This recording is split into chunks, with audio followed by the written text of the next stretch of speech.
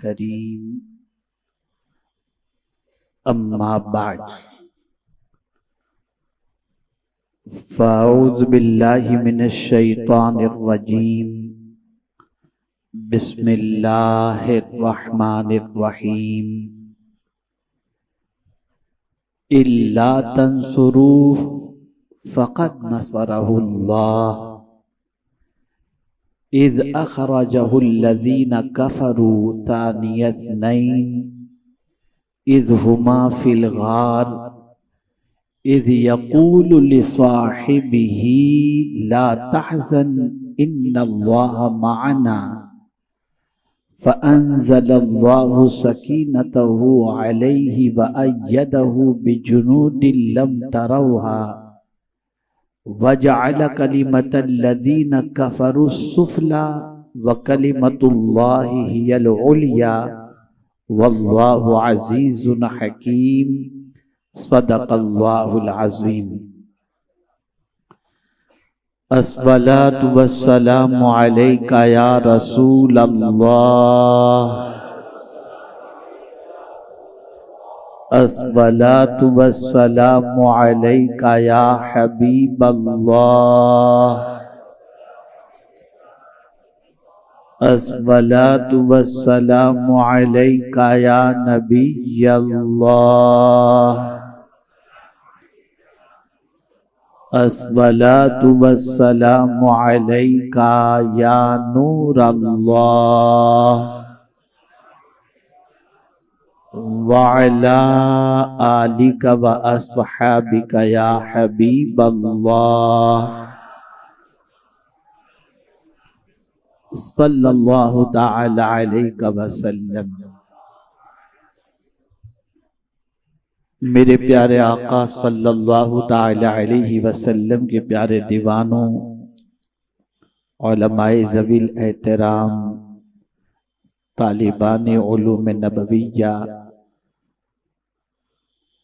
आप जानते हैं कि इस माह मुबारक की 22 तारीख अमीरुल मुमिनीन खलीफतुल मुस्लिमीन सैयदुना सिद्दीक़ अकबर रदी अल्लाह तआला अन्हु के विसाल की तारीख है।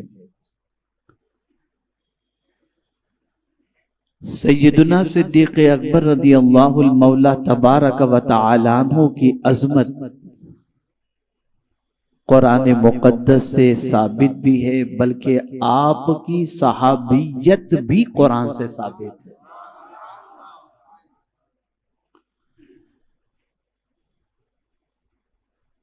सैयदना सिद्दीक़ अकबर रदी अल्लाह तआला अन्हु आशिक़े अव्वल हैं और आशिक़े अकबर भी हैं।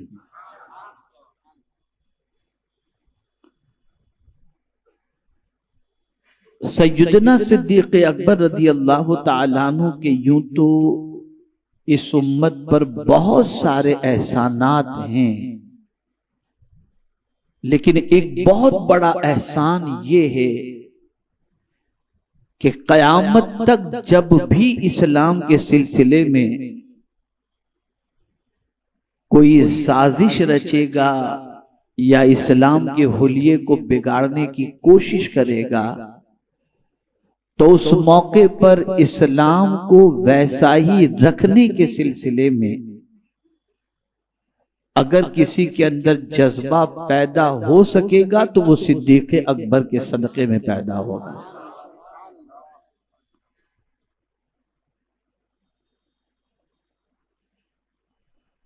इसलिए कि इस्लाम पर 2 मर्तबा सख्त वक्त आया।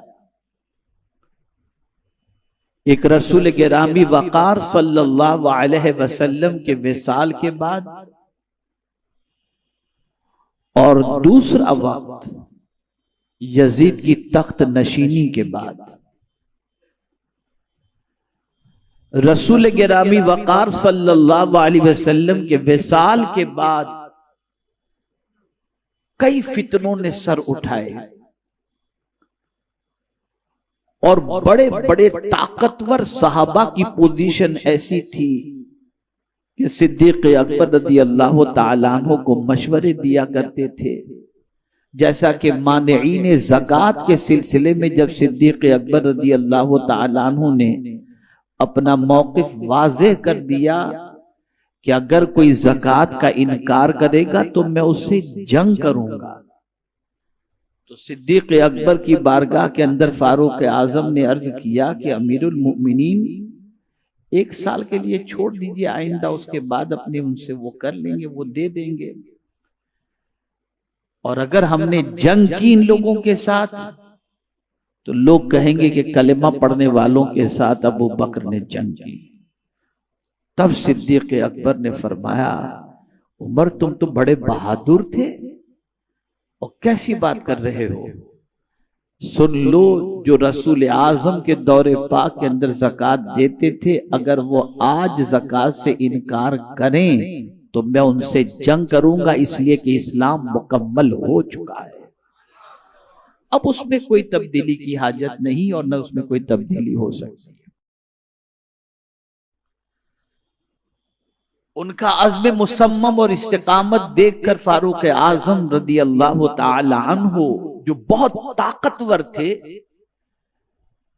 और सिचुएशन के एतबार से थोड़े से नर्म हो चुके थे, वो भी कहने लगे कि हमारा सीना भी अबू बकर आपके कहने की वजह से खुल गया।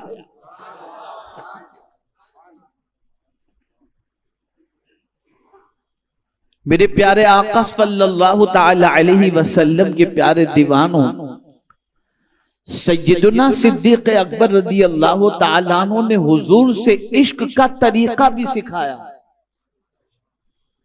और सैयदना सिद्दीक़ अकबर रज़ी अल्लाहुल मौला तबारक व तआला अन्हु ने इस्लाम पर पहरेदारी का तरीका भी सिखाया। और इसी के साथ साथ सैयदना सिद्दीक़ अकबर रज़ी अल्लाहुल मौला तबारक व तआला अन्हु ने रसूल आज़म सल्लल्लाहु तआला अलैहि वसल्लम के ऊपर अपना माल निछावर करके ये बता दिया कि या रसूल अल्लाह सल्लल्लाहु तआला अलैहि वसल्लम, जान ही क्या है, माल ही क्या है, सब कुछ आपका है, खुशी उस वक्त होगी जब आप इसे कबूल फरमा लें। मुख्तसर अगर मैं ये कहूं तो जिस तरीके से अंबियाए किराम अलैहिमुस्सलातु वस्सलाम से मुताल्लिक आप जानते हैं कि रसूल आज़म सल्लल्लाहु अलैहि वसल्लम का मकाम सारे नबियों में अफजल व आला, और कहा गया कि बाद अज खुदा बुजुर्ग तुई किस्सा मुख्तसर। ऐसे ही सारे नबियों के सहाबा के अंदर सिद्दीक़ अकबर का मकाम सबसे अफजल व आला, सबसे।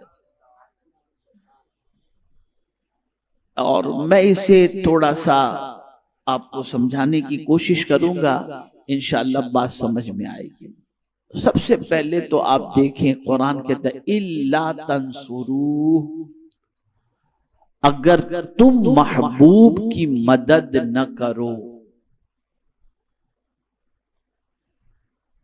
आकाए करीम सल्लल्लाहु तआला अलैहि वसल्लम को जब मक्का मुकर्रमा में लोगों ने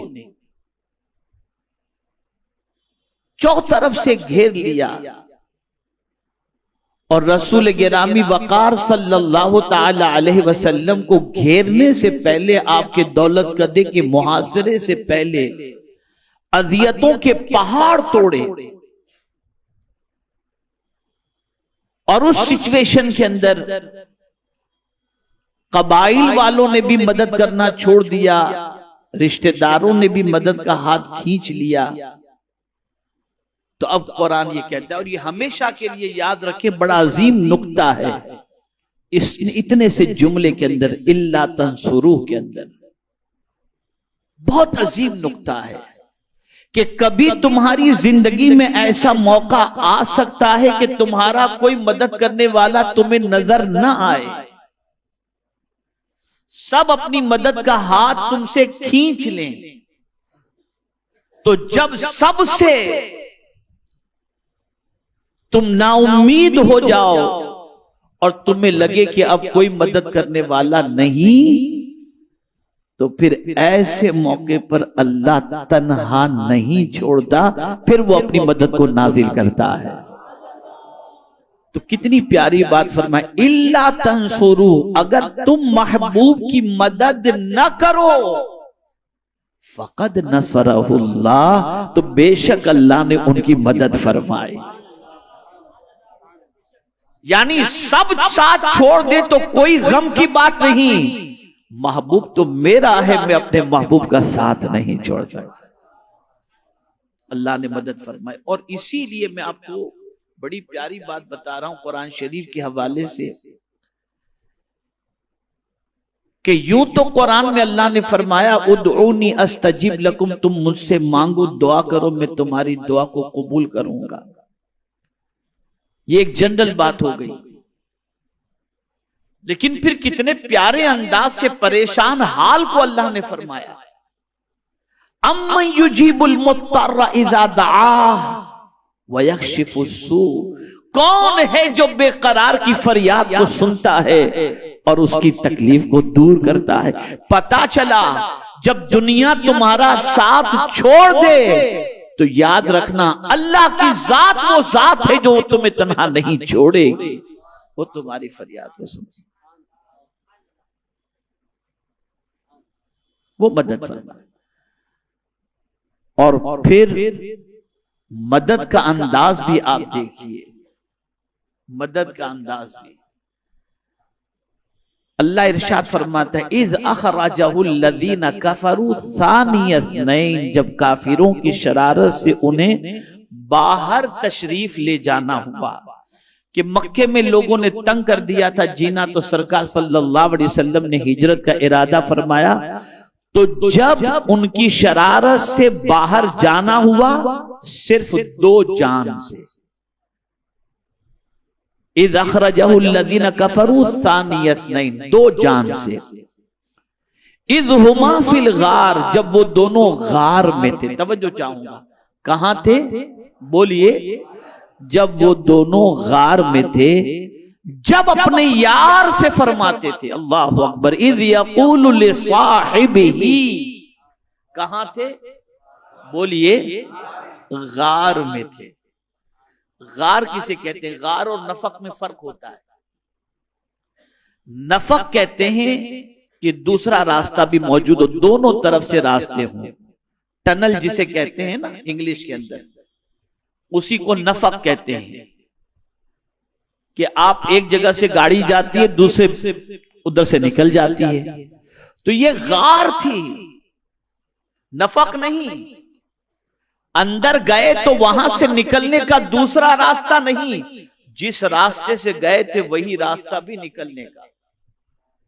और गार की बात कुरान ने भी गार का, इज़ हुमा फिल गार, दोनों गार में थे। कौन कौन? सैयदना सिद्दीक अकबर रदियल्लाहु ताला अन्हु और हुजूर सल्लल्लाहु अलैहि वसल्लम। जब वो दोनों गार में थे तो ये तो इत्तला थी कि हुजूर सल्लल्लाहु अलैहि वसल्लम की तलाश में दुश्मन निकले हैं। और अजीब इत्तेफाक कि दुश्मन तलाश करते करते गार तक पहुंच भी गया, गार तक पहुंच भी गया। लेकिन मेरा करीम जब बचाना चाहता है, जुमले को तवज्जो चाहूंगा, जुमले पर तवज्जो, जब बचाना चाहता है तो मकड़ी के जाले के जरिए भी बचा लेता है, और जब मारना चाहता है तो मच्छर के जरिए भी हलाक कर देता है। नमरूद को हलाक किया मच्छर के जरिए, और मुस्तफा जाने रहमत सल्लल्लाहु अलैहि वसल्लम की हिफाजत फरमाई तो मकड़ी के जाले। और अनकबूत, कुरान शरीफ में पूरी सूरत का नाम है अनकबूत। और मकड़ी के जाले से ज्यादा कमजोर कोई जाला होता ही नहीं, यूं करो और खत्म। लेकिन अल्लाह ने मकड़ी के जाले के जरिए हुजूर सल्लल्लाहु अलैहि वसल्लम की हिफाजत फरमाई। दुश्मन गार के दहाने पर पहुंचे, सिद्दीक अकबर ने उनकी टांगें देख ली, और जब देख ली तो थोड़ा सा दिल के अंदर इस्तिराब, वो अपने लिए नहीं, तवज्जो चाहूंगा, खुद के लिए नहीं कि मेरा क्या होगा। ए आशिक अव्वल, आपकी अजमतों पर कुर्बान, कि वहां भी सोच रहे हैं तो यही सोच रहे हैं मेरे आका को कोई तकलीफ ना हो, यही सोच। तो इसी टेंशन में मेरे आका सल्लल्लाहु अलैहि वसल्लम से अर्ज करते हैं, कुरान ने कहा अल्लाहु अकबर, जब अपने यार से फरमाते थे, यानी सिद्दीक अकबर ने सरकार से अर्ज किया कि दुश्मन थोड़ी सी गर्दन झुकाएंगे तो हमें देख लेंगे, तो सरकार ने क्या फरमाया, इज़ यक़ूलु लिसाहिबिही, सबका इस बात पर इत्तफाक है कि जो साहिब ही है, इससे मुराद सिद्दीक अकबर रज़ी अल्लाह ताला अन्हु, और ये वो सहाबी हैं जिनकी सहाबियत की दलील कुरान से साबित है। तो जब सिद्दीक अकबर घबराए तो सरकार ने क्या फरमाया, ला तहज़न, गम न खा। फिक्र किस चीज की थी सिद्दीक अकबर को? हुजूर की थी ना, तवज्जो चाहूंगा। फिक्र किसकी थी? सिद्दीक अकबर को हुजूर सल्लल्लाहु अलैहि वसल्लम की फिक्र थी। तो हुजूर कह देते ला तहज़न इन्नल्लाह माइया, अबू बकर गम न करो, अल्लाह मेरे साथ है।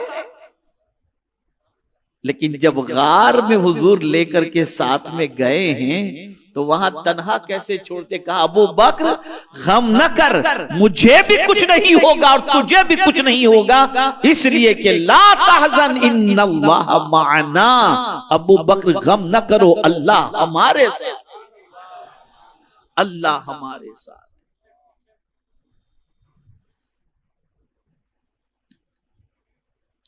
और फिर हुजूर ने जब फरमाया कि अल्लाह हमारे साथ है, तवज्जो चाहूंगा, तो इसका असर सिद्दीक अकबर ने सिर्फ गार के अंदर ही महसूस नहीं किया कि अब ये गार ही के अंदर अल्लाह हमारे साथ है, बल्कि जिंदगी की आखिरी सांस तक सिद्दीक अकबर को इस जुमले की जो है तासीर उन्होंने महसूस की कि अब मैं तन्हा नहीं हूं, अल्लाह भी मेरे साथ है और मुस्तफा जाने रहमत भी मेरे साथ है।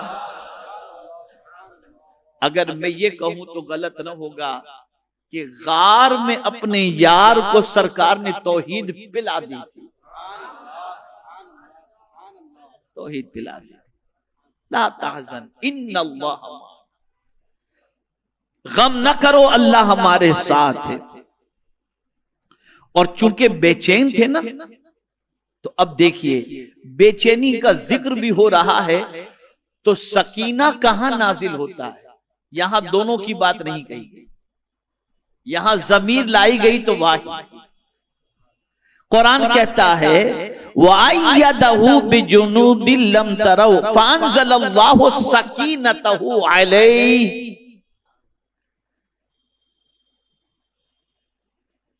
तो अल्लाह ने उन पर अल्लाह ने उस पर अपना सकीना उतारा, उस पर, उन पर नहीं।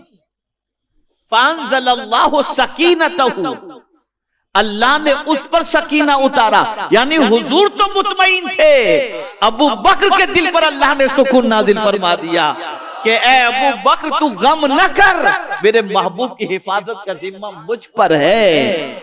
और इसको कुरान ने दूसरी जगह कहा वल्लाहु यअसिमुका मिनन नास, अल्लाह ने अपने महबूब की हिफाजत का जिम्मा ले लिया कि वो लोगों से उनकी हिफाजत फरमाए।